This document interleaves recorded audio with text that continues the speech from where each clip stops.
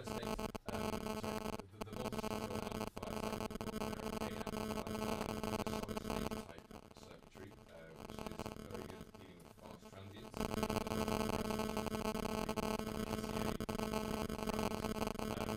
It's got quite low distortion, so you can cook it pretty hard, and it's still pretty transparent. Both the Neve 2254 and the 3369 JT are FdA types, although they're a lot smoother and silkier, as well as being quite transparent. By contrast, the DBX160 and DBX160X are a lot more hard. Hopefully this isn't just too simple, but we shall see on this drum loop that I have printed. So this is an unprocessed drum loop. And with some PCA.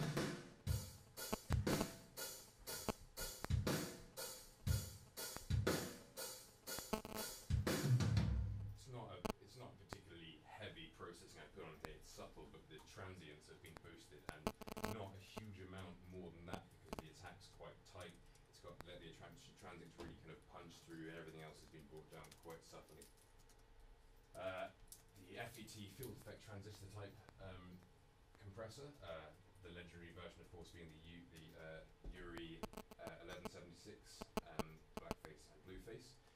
They distort a lot easier. They're not quite as fast, but they're still pretty fast and can be used for a lot more colouring sound. They're using transistors to emulate the valve sound, but they have a much better signal to noise ratio than actual valve compressors.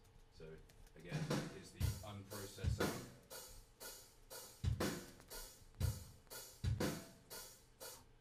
Moving to the processed sound. So crispier, pumped a little bit more. One of the great functions of the 1176, as I'm sure many know, is the parallel uses of parallel, and specifically this all function. It has 4 ratio controls from 4, 8, 12, and 20, which specify different ratios, or you press all of them and it creates some mathematically incomprehensible ratio which really slams, and if you put it in a parallel chain you get the same sort of sound, really hot. Got a body coming through, crispy.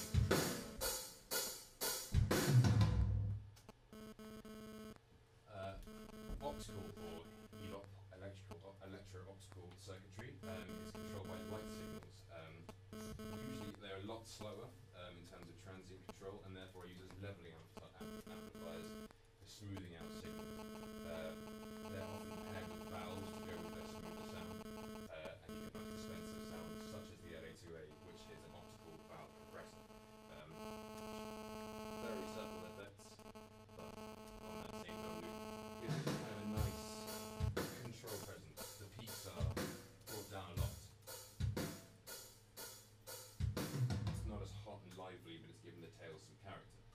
Valve compressors, usually, as I said before, valves are paired with other circuitry, but sometimes the variable MU types are used for the valves to actually compress the sound. They distort very easily, and they have quite a high high noise to signal ratio than other circuits. A particular version would be some of the tube tech ones, the Fairchild 670. And of course, I haven't really got a valve compressor. I've got a valve compressor type sound to kind of process this snare. It's a normal snare, and I've cooked it quite a lot in this valve to give it a little bit more crispness, although it's quite a subtle effect.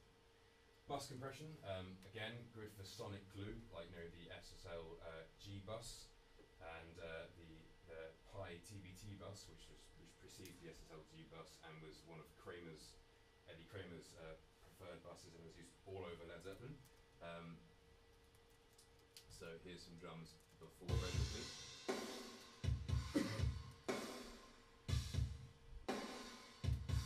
These don't sound particularly in the same room, but with a bus like this, it just brings them together and controls them quite nicely.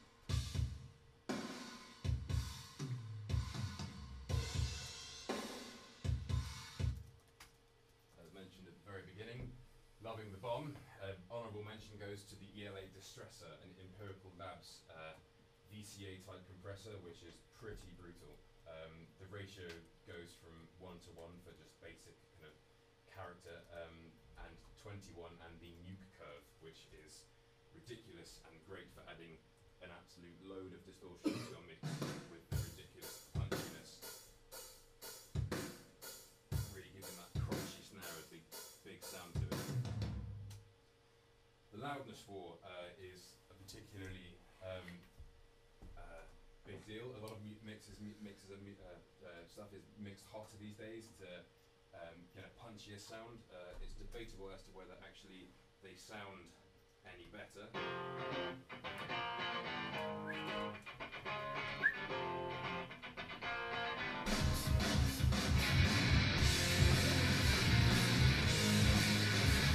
Sounds a bit rough.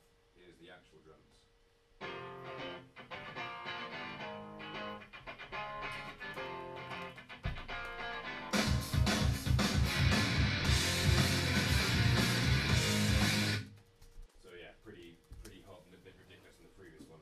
It's also worth noting the shaping of the envelope can also kind of screw with your head a little bit in what's known as the uncanny valley, which is a part of your brain that when something becomes particularly well known, if it's familiar but it's not quite right, it sits in a part of your brain called the uncanny valley, where upon the point is you have something that's familiar but not quite right, and it's outright rejected, and it's just something that the brain just instantly doesn't like because of the contrast between something that's familiar and unfamiliar, and that's one of the Freudian concepts.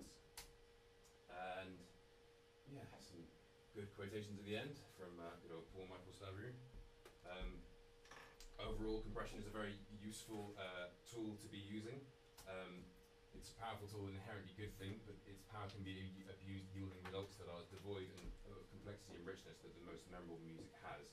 It's kind of very much complex of Occam's razor. If a sign is not necessary, then it's meaningless, and that is the meaning of Occam's razor. If it's not useful, then it's just pointless to have it, essentially. And our final quote, in actual Latin, compressus ego sum, I compress, therefore I am, which is linked to keeping humanity in your compression and trying to have a nice human sound and a real sound to make it sound more connected to the human it is listening to. And that's it.